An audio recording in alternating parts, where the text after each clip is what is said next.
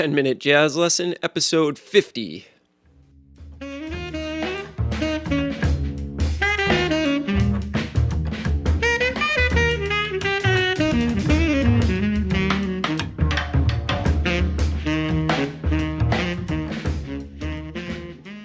Hey everybody, welcome back to episode 50 of the 10-Minute Jazz Lesson podcast. Episode 50, I can't believe it. That's 50 episodes of totally useful stuff for you, all with downloadable PDFs. So if you're new to the podcast, make sure you go back through the archives and check out all of our episodes.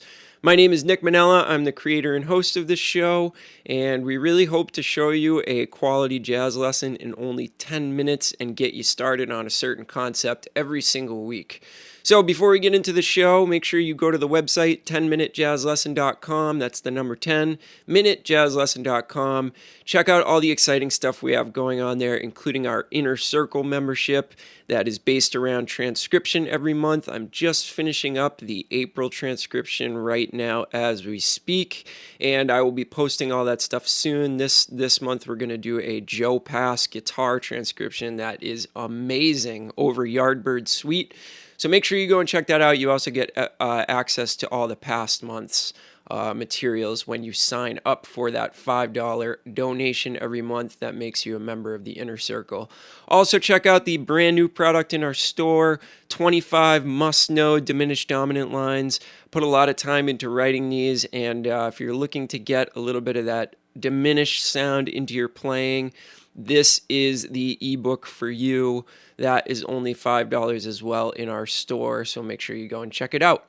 All right, today let's jump into the episode. We are going to talk about building an original line from nothing to a complete and total composition.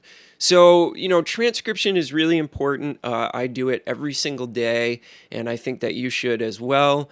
But we also want to figure out a way that we can come up with our own original material, and sometimes that can be really daunting. They always say that staring at the blank page is the hardest part about writing or creating something, and I find that to be infinitely true, especially when it comes to writing music or trying to write some vocabulary for yourself.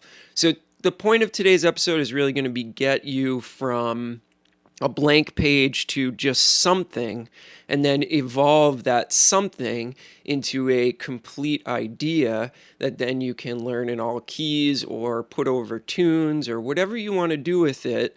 The point is that you should be starting to come up with some of your own original material. So we're going to work off of our old friend, the 2-5-1 progression, because you know how I think that that's so important.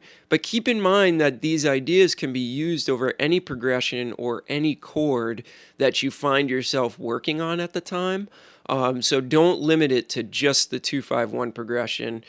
Try and use it over everything that you are studying, and it will really lead you to some original sounding stuff that will actually, in the end, be really, really easy to write because of the building blocks approach that we're going to use.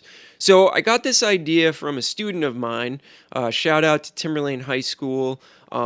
He's in my combo, and I asked the students to write a bunch of 2-5-1s over a particular tune that we were working on. And my student came in with this. He said, I'm really trying to simplify my 2-5-1 lines. So he came in with literally a 2-note 2-5-1 line. And the light bulb sort of went off in my head, and I said, this is great. We can work from this to form a 2-5-1 line that's really going to be more than just the 2 notes that he came up with. But the 2 notes that he came up with were really, really fantastic, and it led us down an hour of discussion and working through things that really resulted in some very good lines and really taught the students a lot about constructing your own lines. So now I'm going to put it into this podcast form for you guys so that you can hopefully have kind of the same epiphany that I had working from the students. One of the best things that I like about teaching is you learn as much from the students as they learn from you, and they can give you great ideas. Hopefully I give you guys great ideas. So let's jump right into it. So today we're going to be looking at a 2-5-1 progression in F. And what we're going to do is the same thing that my student did. We're going to start with 3 notes. And we're going to start with 3 whole notes. So make sure you've got your exercise sheet in front of you so that you can kind of follow along. And what we're going to start with is over the 2 chord, we're going to start with the 5. So we're going to play a whole note over the 5. Then when we get to the dominant chord, we're going to play a flat 9. So we're playing a whole note on the 5 over the 2 chord. Then we're playing a whole note on the flat 9 over the dominant chord. Then we're going to resolve that to the 5th over the major chord. Now, another thing that you'll notice that's really great about these whole notes is that they're all a half step apart. So we get this really beautiful voice leading sound when we use, the 5 to the flat 9 to the 5, because they're all half steps, and we know that half steps provide for great voice leading. So let me play this whole note line for you to get things started.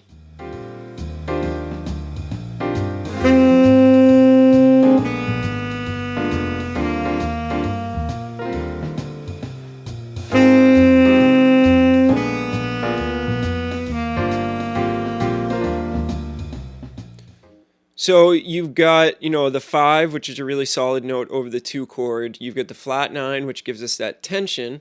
And then you've got the 5 over the major chord, which resolves that tension. So this is going to be the basis for everything that we're going to do as we expand upon this line. So now what we're going to do is we're going to make some half notes out of this. So again, we're going on the building blocks approach. So we had whole notes, which only gave us 3 notes. Now we're going to go with half notes that are going to give us 2 notes over each of the 2 chord and the dominant chord. So now what we're doing is we're starting the 2 chord on the 7, moving to the 5, then we're going to that flat 9, repeating it again, and then resolving to the 5. So again, we're not getting too complicated. It's still fairly simple as far as 2-5-1 lines go, but we're building. We're building into something more complicated. Here's what example number 2 sounds like with the half notes.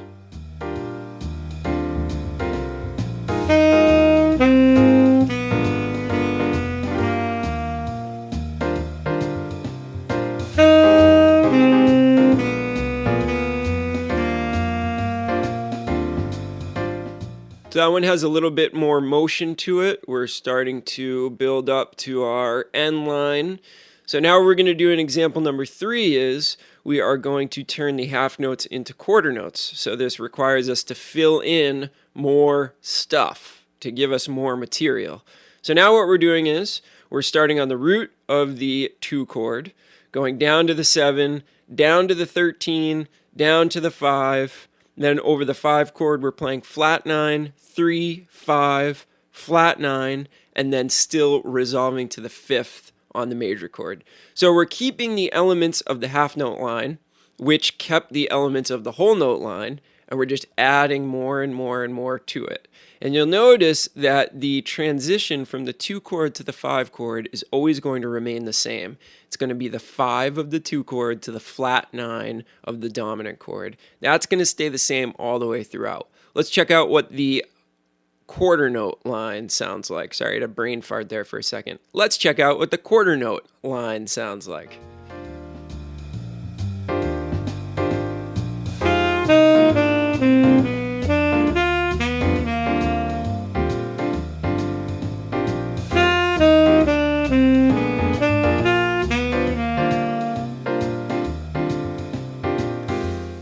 You're starting to hear that it's becoming a line that's more like something that you would actually play when you're soloing. Now, here's where we take kind of the final step. We're going to do a lot of eighth notes and connect these notes with some actual phrasing that we would use when we're improvising over a 2-5-1 line. So this one gets a little bit more complicated. Over the 2 chord, we have 1, 3, 7, 1. 13, 7, 13, 5. Again, that last note is 5. And then it goes to the flat 9 over the 5 chord. To the 3, a little bit of a rest to give us some phrasing. And then 5, sharp 11, 3, sharp 9, flat 9. And then we resolve to 5 over the 1 chord. So this is giving us a diminished sound.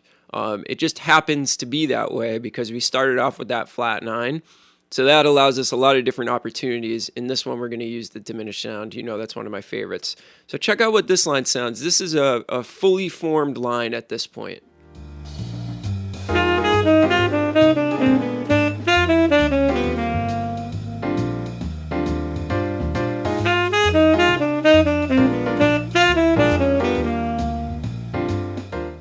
So there you go. We went from square one, just whole notes, where we only had to pick 3 different notes, to an actual line that I would definitely use over a tune.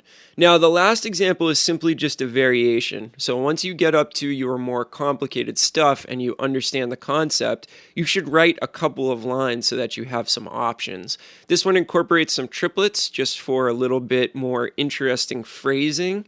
And this is the last example on your sheet for this week.